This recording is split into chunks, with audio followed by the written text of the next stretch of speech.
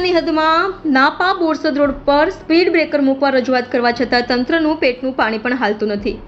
વસણા બોરસદના એક જાગૃત નાગરિક ઇન્ડિયા 24 ન્યૂઝ ચેનલના માધ્યમથી ધારાસભ્ય શ્રી બોરસદને જણાવે છે કે આપશ્રીને વિનંતી કે વેરા હદમાં આવેલી 24 ગામ પટેલ સમાજની ઇંગ્લિશ મીડિયમ સ્કૂલ આવેલી છે.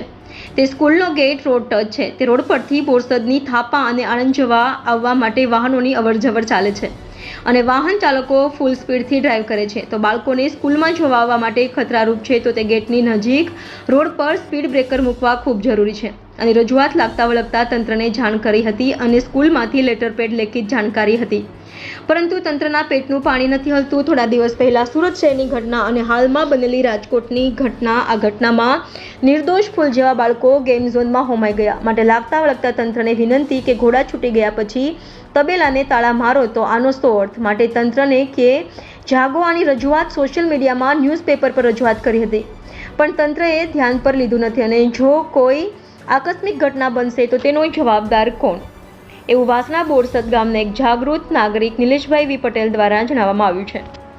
Reporter Arvind Raval, India 24 news, Borsad.